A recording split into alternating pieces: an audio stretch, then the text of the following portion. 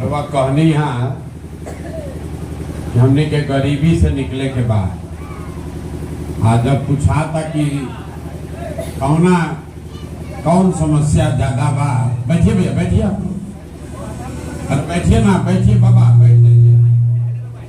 जब पूछा था कि कौन समस्या बा तो वह कहता नहीं, ए भैया इधर नाली गली नहीं थे, मान ली के वह नाली गली बन जाई तो गरीबी खत्म हो जाई।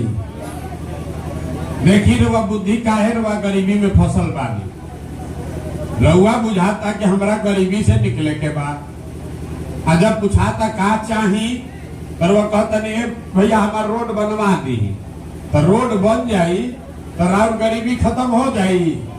बड़का बड़का रोड बनल बा, पुल बनल बा, उसे राउर गरीबी खत्म भई। गरीबी खत्म करे खातिर 3 गो उपाय बा। 3 गो दुनिया में जितना विद्वान लोग बा वो बतैलन कि गरीबी खत्म करे के बाद, गरीबी से निकले के बाद तो 3 गो रास्ता बा। पहला रास्ता बा पढ़ाई। अगर बाल बच्चा जो गौवा में पढ़ गई बा, पढ़ लिख के जो नौकरी करता वो गरीबी से निकल गई बा। दूसरा रास्ता बा जमीन। जेकरा पास खेती करे खातिर जमीन बा 2-4 बीघा, ओकरो दिया पोता ठीक चलता काम। तीसरा रास्ता बा जेकरा पास पैसा बा, पूंजी बा, कहिए देखी दुकान दौरी कैले बा, गाँव में कोई खाद बेचता, कोई मिठाई बेचता, कोई कपड़ा बेचता, ओकरो जीवन चलता।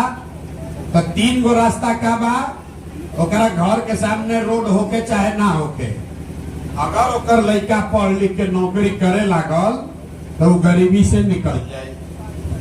रउआ घर के आगे नाली बहो आकि सोता बहो, लेकिन अगर रउआ भी 10 बीघा जमीन होके तो राउर काम चल जाये। दोनों नहीं खे मान ले यही गांव में रउआ एगो बढ़िया मिठाई के दुकानों चलावतानी, कुछ नहीं करत, 5 गो भैंसे रखले बानी, दूधे बेचतानी, ओकरो गरीबी खत्म बा। तो 3 गो उपाय बा। पढ़ाई, जमीन आ पूंजी, पैसा। जितना आदमी रउआ समझा बानी जा, अगर रउआ के कोई 1 लाख रुपया कर्जा दे दे तो कौन ऐसा आदमी बा जे कुछ काम मेहनत करके वो 1 लाख रुपया से 2-4 हजार रुपया ना कमाए लगी। कर्जो कोई दे कर्जो दे दी तो कुछ काम करके आगे आदमी बढ़ जाये। तो जन सुराज में रउआ के हम बताओ तनी कि गरीबी से निकले के 3 गो रास्ता बा। कि हमने के लइकन के पढ़ाई होके के चाही। जे पढ़ लिख गई बा, नया लड़का बा, ओकरा रोजी रोजगार होके के चाही। और जे गरीब बा आदमी जेकरा जमीन नहीं के, ओकरा जमीन मिले के चाही। 30 वर्ष से कोनो गरीब के जमीन मिलते नहीं के। तो जन सुराज के जो रास्ता बा कैसे बनी, तीनों चीज कैसे हुई रउआ लइकन के। नेता लोग करी हम जा, नेता के करे तब ले कर देले रही। तो हम रउआ के रास्ता बताओ तनी कि रउआ कैसे कर सकीला। तो सब आदमी पहले सोच के बताई कि रउआ गांव पंचायत में नाली गली होके चाहे मत होके, रोड बनी तब बनी दिखाई, लेकिन हमने के लड़कन के पढ़ाई रोजगार होके के चाहे कि ना होके के चाहे। हाथ उठा कर बोले के बाद सबके हाथ जगह ना उठे करना बुझाए। रास्ता सीखे के बाद हाथ उठा कर बोली होके के चाहे कि ना होके के चाहे। जोर से बोली होके चाहे कि ना होके चाहे। अरे जोर से बोली, मेरे को खोल के बोले के बाद होके के चाहे। अरे एक बार हाथ उठा के बोलने के बाद होके चाहे कि ना होके चाहे। होके चाहिए। सबकी बात बुझाता। तो अब अपना लड़कन के जेकर जिंदगी सुधारे चाहता नहीं, अपन लड़कन के चेहरा याद करी जा।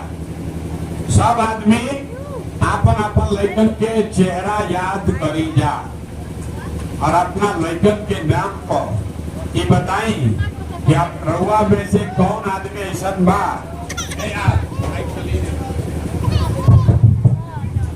आपने उसको आगे करो।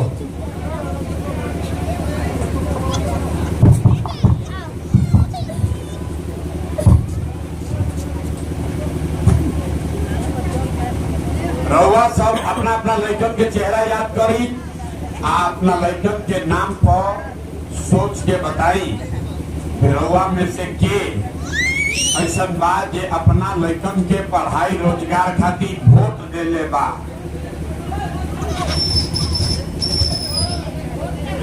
अब देखिए आप बात पूछा था नहीं तो बोले के बा अपना लड़कन के पढ़ाई रोजगार खातिर रउआ में के वोट देले बा वो बताई।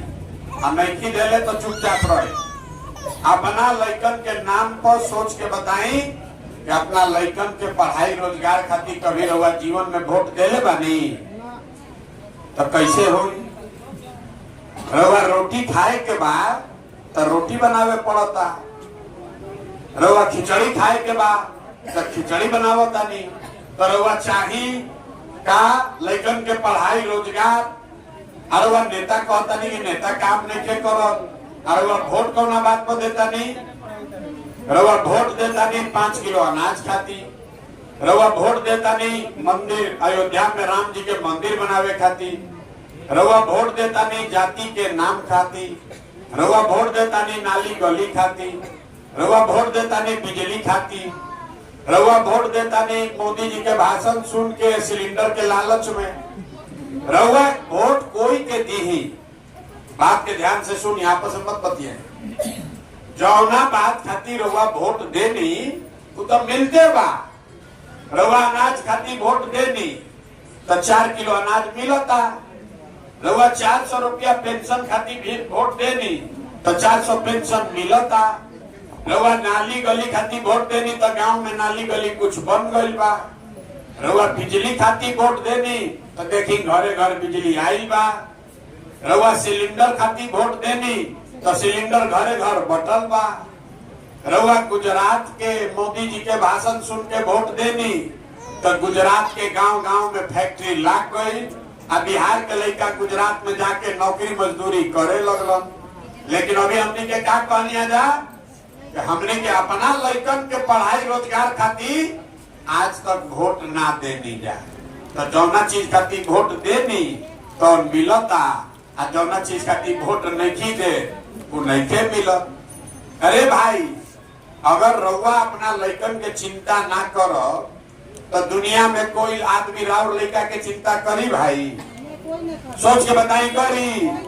तो रउआ अपन लड़का के चिंते नहीं करो आ लालू के या नीतीश के या मोदी के या प्रशांत किशोर के चिंता करता नहीं।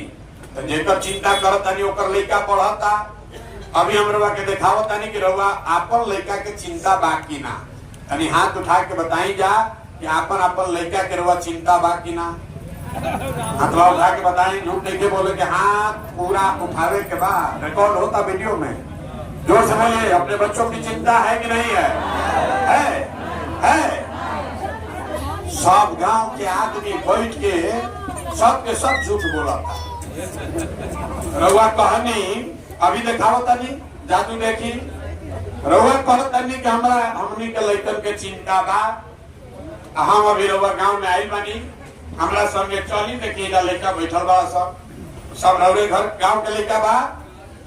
100 गो लड़का अगर रास्ता में गांव में मिली हन राउर लड़का तो आधा से ज्यादा लड़कन के शरीर पर दोनों कपड़ा नहीं थे। आधा शरीर पर तो कपड़े नहीं। राउर लड़का मिलता हन रउआ देखिए लड़कन के ज्यादातर लड़कन के पैर में हवाई चप्पल भी नहीं थे। हम रास्ता पे पूछा था नहीं है भाई कहाँ लड़का कितना दशा काहे बनेले बड़ा?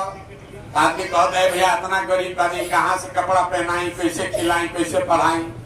इतना बात तो ठीक बा, लेकिन समझी कि जिन नेताओं ने जौन नेता लोग मिल के बिहार के लूट के राउर ऐसा दशा कर दिलस कि राउर लड़का के शरीर पर कपड़ा नहीं थे, पैर में चप्पल नहीं थे, पेट में खाए खातिर भोजन नहीं थे, लड़कन के पढ़े खातिर एजा स्कूल नहीं थे, लड़का राउर बीमार पड़ता तो दवा डॉक्टर अस्पताल नहीं थे।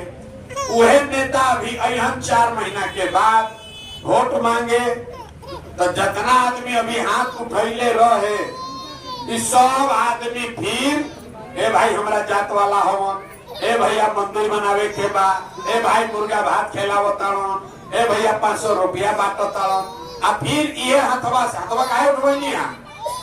इसी हाथ में ताकत है। जिसका आप बटन दबाते हैं वही राजा बनता है। जौन हाथ अपना लइकन खाती उठैनी ये हाथ से उस आदमी को, उस नेता को आप वोट देते हैं जो आपके बच्चों का ये दुर्दशा किया है। राउर लइका ना भोग